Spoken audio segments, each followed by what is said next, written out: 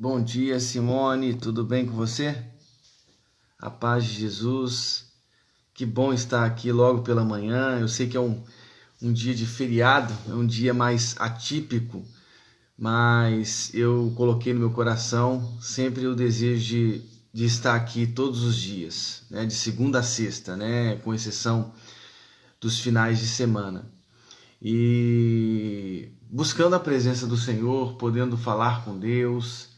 Eu acho que a experiência de estar na presença de Deus, começando os nossos dias, é incrível, é incrível. Fala, Cristiano, bom dia, tudo bem? Começar o dia na presença do Senhor é transformador, né? Muda o nosso dia, muda as horas do nosso dia, né? Como a gente lida com decisões que a gente tem que tomar, né, aos contatos que nós precisamos fazer. Bom dia, Aline. Bom dia. Que bom ter vocês aqui. Bom dia, Alan. Bom dia.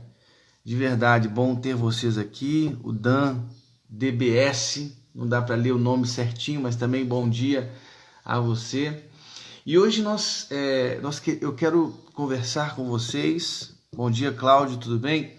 Sobre, na continuação do que a gente tem falado aqui, né, sobre Marcos, Evangelho de Marcos, eu quero ler para vocês a partir do verso 32. Daniel. Então, bom dia, Daniel, que eu vi aqui lendo Dan DBS, então tá certo, Daniel. Bom dia, Daniel, que Deus nos abençoe, né, de verdade aqui nesse tempo. Eu quero ler para vocês a palavra de Deus, Evangelho de Marcos, capítulo 1, a partir do verso 32, e é assim que diz a palavra de Deus. Prestem bem atenção no que a palavra do Senhor diz. Bom dia, Daniele, tudo bem? Sheila, bom dia. Bom dia, Daniele, bom dia. Diz assim a palavra do Senhor a partir do verso 32 de Marcos, capítulo 1. Diz assim: À tarde, ao cair do sol, trouxeram a Jesus todos os enfermos e endemoniados. Toda a cidade estava reunida à porta. E ele curou muitos doentes de toda sorte de enfermidades. Também expeliu muitos demônios, não lhes permitindo que falasse, porque sabiam quem ele era. Tendo-se levantado, verso 35, alta madrugada, saiu, foi para um lugar deserto e ali orava. Procuravam-no diligentemente Simão e os que com ele estavam. Tendo-o encontrado, lhe disseram: Todos te buscam. Jesus, porém, lhes disse: Vamos a outros lugares, às povoações vizinhas, a fim de que eu pregue também ali, pois para isso é que eu vim. Então foi por toda a Galiléia, pregando nas sinagogas deles e expelindo os demônios. Aproximou-se dele um leproso, rogando-lhe de joelhos: Se quiseres, podes purificar-me. Jesus, profundamente compadecido, estendeu a mão, tocou-o e disse-lhe: Quero, fica limpo. No mesmo instante, lhe desapareceu a lepra e ele ficou limpo. Fazendo-lhe então veementemente advertência, logo o despediu e lhe disse: Olha, não digas nada a ninguém. É interessante isso, né? Não digas nada a ninguém, mas vai, mostra-te ao sacerdote e oferece a tua purificação, o que Moisés determinou para servir de testemunho ao povo. Mas tendo ele saído, entrou a propalar, ou seja, propagar, né? tornar pública a mensagem, muitas coisas, a divulgar a notícia a ponto de não mais poder Jesus entrar publicamente em qualquer cidade, mas permanecia fora, em lugares ermos, e de toda parte vinham ter com ele. Vamos orar neste momento? Depois de ter lido a palavra de Deus, vamos falar com o Senhor. Deus, muito obrigado por esta palavra, muito obrigado, Deus, por estes versos. Que o Senhor abençoe os nossos corações nesta manhã. Estamos aqui, ó Senhor, desejosos de mais da tua presença, mais da tua palavra, Deus. Nós precisamos, ó Deus, do teu toque. Nós precisamos, Senhor, da tua palavra. Fala conosco. Toca em nossos corações. É o que nós te pedimos, Senhor, no nome de Jesus. Amém e amém. Gente, bom dia, Carla. A paz, Sheila. A paz do Senhor, viu? A todos. Gente, a palavra do Senhor diz que à tarde, ao cair do sol, trouxeram a Jesus todos os enfermos e endemoniados. Veja, era sábado. Nós já tínhamos falado sobre isso. Sábado era considerado um dia santo. E é justamente por isso que muitos esperaram até o pôr do sol para que trouxessem, então, endemoniados, enfermos, à porta onde Jesus estava, que era a casa de Pedro. Eu não sei se vocês se relembram, mas no episódio anterior a este que estamos lendo, Jesus estava na casa de Pedro. Sim, e diz a palavra de Deus que ele curou a sogra de Pedro. E é interessante como Jesus curou a sogra de Pedro. Eu quero ler para você. A sogra de Simão, verso 30, estava armada, com febre. E logo falaram a respeito dela. Então, aproximando-se, tomou-a pela mão e a febre a deixou. Isso é impressionante no Evangelho. Tomou-a pela mão e a febre instantaneamente a deixou. Esse toque de Jesus. Queridos, a exegese moderna, a interpretação moderna, tem uma sensibilidade muito interessante para perceber a importância da gestualidade, dos gestos, dos toques. Isso é incrível. Tomando-a, a sogra de Pedro, pela mão, instantaneamente essa febre a deixou. Eu não sei se vocês se lembram, mas também em Marcos capítulo 5, versos 41 e 42, nós temos ali o episódio da filha de Jairo. Diz-nos o texto que ele a tomou pela mão e disse, Talita cumi, ou Talitá cumi, que significa, porque essa expressão é uma expressão aramaica, significa, menina, levanta-te, eu te ordeno. Tomou-a pela mão. Expressões que são paradigmáticas, porque mostram a gestualidade, os toques de Jesus, os toques terapêuticos de Jesus. Né? Jesus tocou-as pela mão. Tanto a sogra de Pedro, quanto a filha de Jairo. Assim ele também fez com o leproso. Observe bem. Estou vendo aqui o Hugo, que bom. Hugo lá de Portugal, gente boa. Também o Bruno, que bom. Bom ver vocês aqui. O leproso também. Se você observar, nós lemos agora também o episódio da cura do leproso. No verso 41 do capítulo 1, diz assim, Jesus, profundamente compadecido, estendeu a mão, tocou-o e disse-lhe, quero, fica limpo. Veja a gestualidade mais uma vez aqui apresentada, o toque de Jesus. Quero, tocou-o e disse, quero, fica limpo. Isso é muito incrível. Fica limpo. Né? Veja, Jesus está aqui profundamente compadecido, tocado pelas situações humanas, como a febre, como a morte de uma filha. Queridos, são situações concretas, reais, humanas, que mastigam o nosso ser, sim. E Jesus, profundamente compadecido diante dessas cenas reais e concretas da vida, ele não passa ao largo, como levitas, como sacerdotes, às vezes até na própria história do bom samaritano passam ao largo. Não, Jesus não passava ao largo. Jesus tocava com profundidade. E ele tocou nesta passagem aqui um leproso. O leproso é alguém impuro. Um impuro que deveria ser isolado, não poderia entrar em contato com ninguém, não poderia entrar no templo. O leproso deveria se identificar com vestes largadas, rasgadas, descabelados, cobrindo o lábio superior, reclamando, eu sou impuro, eu sou impuro. Ou seja, pela lei do Levítico, pela lei de Moisés, Os leprosos deveriam se identificar, eu sou leproso, deveriam viver descabelados, com roupas rasgadas, simbolizando sua impureza, sua separação de toda a sociedade.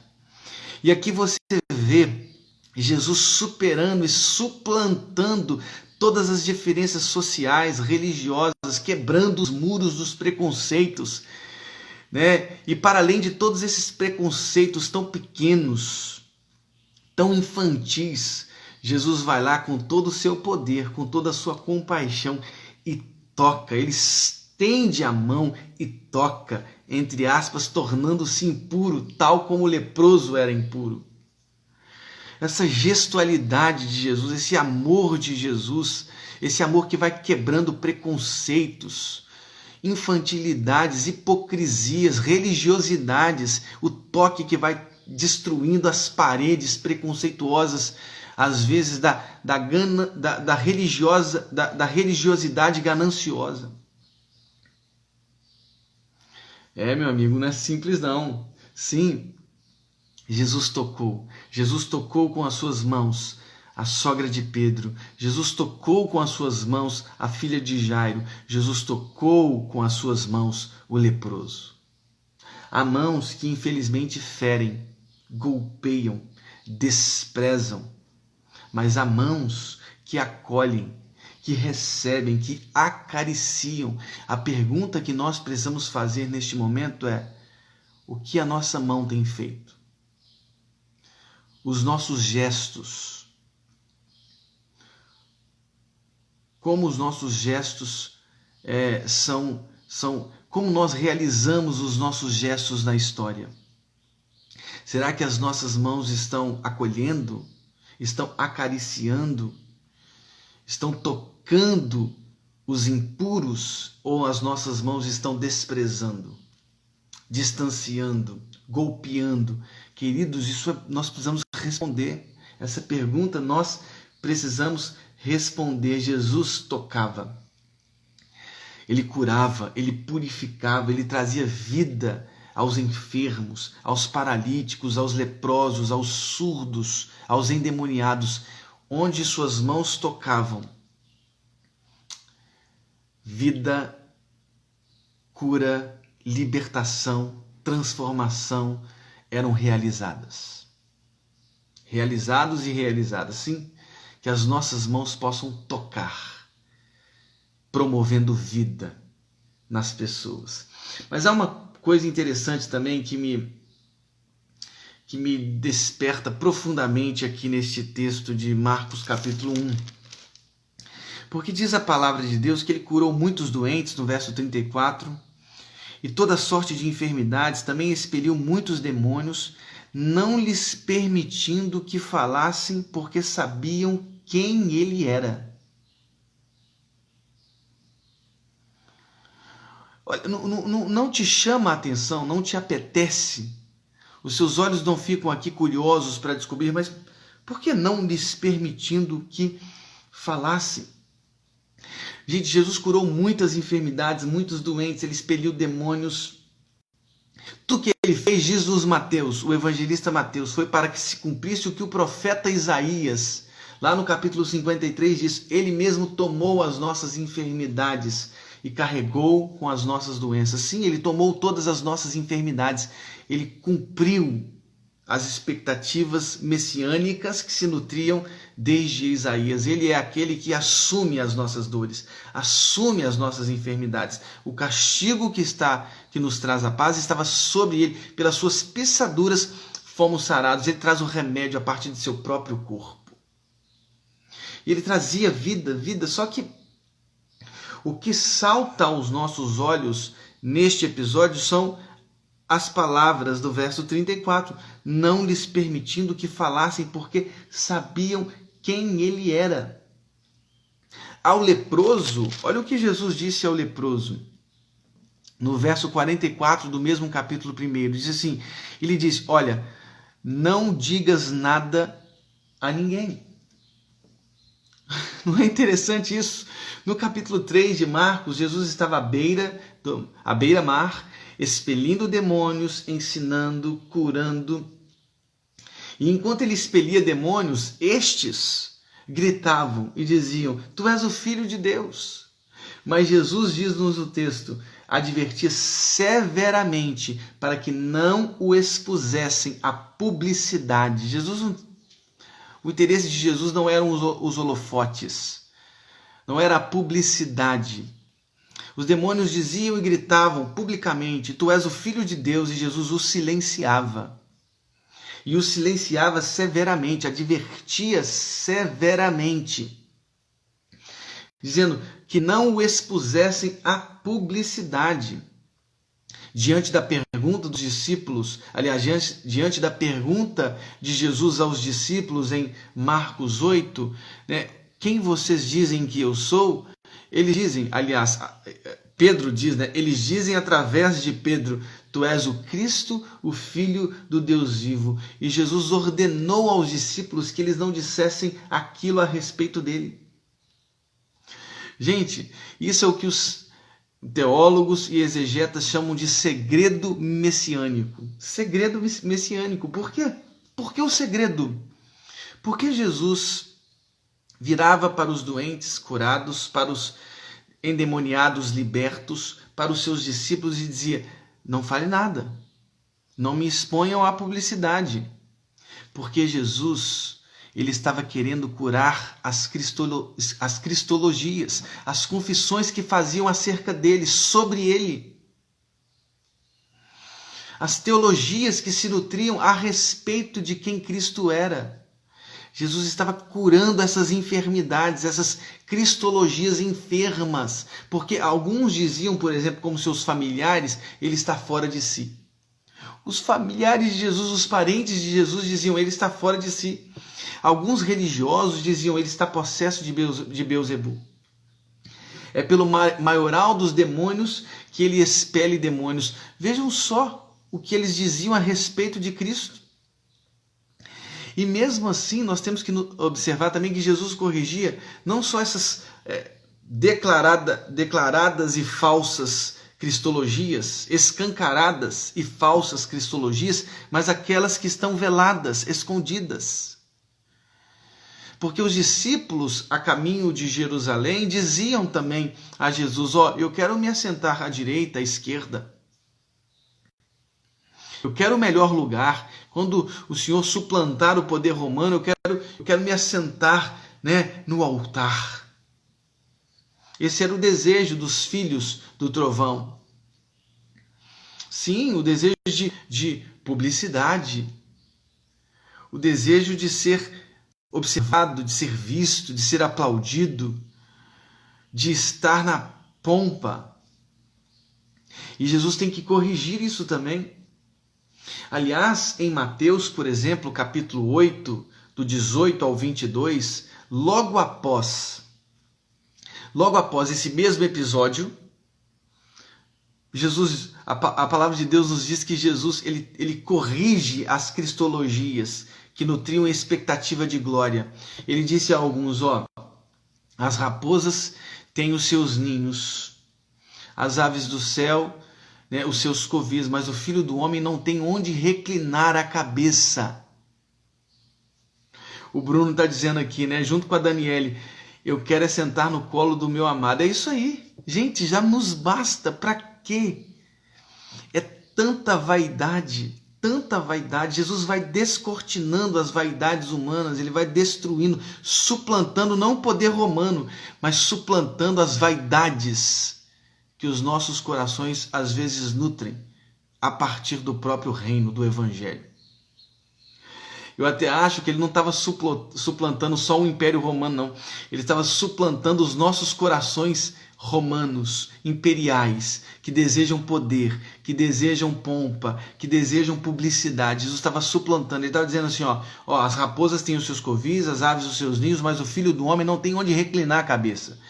Vocês estão me seguindo? Observem a quem vocês estão seguindo. Para o outro ele disse: deixem os mortos sepultarem os próprios mortos. Siga-me, simplesmente siga-me. Gente, é muito incrível isso. É muito incrível como Deus vai desmanchando as falsas cristologias, as falsas teologias a respeito dele. Ele destrói os impérios que às vezes nós queremos construir. Impérios alimentados pelas nossas vaidades. Ele não estava fora de si, ele sempre esteve totalmente em si. Ele não estava possesso de Beelzebul, ele estava cheio do Espírito e de vida. Ele não era um líder revolucionário querendo suplantar um governo humano, não. Ele morreu humilhado numa cruz, sem pegar em nenhuma arma. Por que a gente segue Jesus? Por que a gente está seguindo a Jesus? Quais são as nossas reais expectativas? Quais são as nossas reais expectativas? O cristiano está dizendo aqui, o evangelho é tão simples, por que complicamos? Por que, cristiano? Por quê? Por que complicamos? É tão simples, é seguir essa proposta de simplicidade. Eu acho que a gente complica, cristiano, porque a gente tem medo da simplicidade do evangelho. A simplicidade do evangelho traz horror aos nossos corações que às vezes são prepotentes. O Bruno está dizendo aqui, enquanto discutiu quem sentava à direita e quem sentava à esquerda, nos falava que estamos sentados nas regiões celestiais em Cristo Jesus, quer dizer, em Cristo Jesus, em. Nós temos que dispensar essa pompa imperial romana, esses castelos frágeis que se destroem com o tempo. As traças corroem, a ferrugem corrói. Sim, nós temos que buscar a simplicidade do Evangelho. E veja alguma coisa muito simples aqui, já que o Cristiano falou sobre simplicidade. Uma simplicidade muito escondida nestes versos. Olha o que diz o verso 35 do capítulo 1. Tendo se levantado alta madrugada, saiu, foi para um lugar deserto e ali orava. Ele foi para um lugar deserto e ali orava. Gente, o que você é publicamente precisa ter raízes profundas no que você vive dentro do seu quarto secreto. Você não tem que ser uma pessoa pública. Você tem que ser um valente em seu quarto secreto. E o Pai que te vê em secreto te recompensará. Não tem a ver com a publicidade. Não tem a ver com suplantar poder romano. Não tem a ver com a pompa de sentar-se à direita ou à esquerda. Não. Tem a ver com alta madrugada, irmos para o nosso secreto. Jesus foi para um lugar deserto. Está na hora de nós deixarmos as vaidades. Como diz o pregador lá de Eclesiastes, vaidade das vaidades. Tudo é vaidade, é como correr atrás de ventos. E a gente corre atrás dos ventos. A gente corre atrás dos delírios que a gente constrói a partir de perspectivas tão mesquinhas, tão pequenas, tão infantis, tão embebidas de vaidade. Sim, correr atrás de vento, porque essas coisas são destruídas e deterioradas com um estalo de dedos. O que Jesus tem para as nossas vidas é esse lugar deserto, alta madrugada, é essa intimidade, é essa presença, é essa relação com Deus. É isso, e isso nos basta. Isso nos basta. Foram as palavras de Jesus, foram as palavras de Deus para o apóstolo Paulo, depois daquela experiência de ver o terceiro céu, mas de ter um espinho na carne, dizendo para ele, você é gente. Você é gente. O meu poder se aperfeiçoa na fraqueza. Você é gente. Gente. Nós somos gente. Nós somos corpo, pele. As nossas fraquezas mostram e revelam o poder de Deus. Porque no meio das nossas fraquezas, no meio da percepção de quem somos, Deus nos usa como instrumentos poderosos, porque cheios do Espírito Santo, meu irmão, Meu irmão, o que Portugal precisa, Bruno, é de um homem ou homens e mulheres cheias do Espírito Santo de Deus. O que o Brasil precisa, homens, mulheres cheios e cheias do Espírito Santo de Deus. É tudo isso, é tudo que o ser humano precisa. É de pessoas que lá no deserto, alta madrugada, naquele espaço escondido, sejam fortes, sejam poderosos, se ajoelhem com sinceridade e amem a Jesus. Que Deus abençoe as nossas vidas. Que Deus abençoe o seu dia. Que Deus abençoe o seu coração. E que neste dia você tenha um encontro com Cristo no seu quarto secreto, na simplicidade do Evangelho. Que Deus nos abençoe no nome de Jesus. Senhor, muito obrigado por esta manhã. Que o Senhor, ó Deus, derrame a tua glória, o teu poder, a tua autoridade, mas também a tua simplicidade, a tua humanidade, a tua compaixão, o teu toque singelo e simples, para que, Deus, a vida continue sendo vivida e sendo derramada sobre a vida das pessoas. Muito obrigado por tudo, Deus, no nome de Jesus. Amém. Deus abençoe o seu coração. Deus abençoe vocês. Muito bom ter vocês aqui, viu? Um excelente dia na presença de Jesus. Um grande abraço. Fica com Deus. Até mais. Até amanhã, às 7 horas. Tchau, tchau.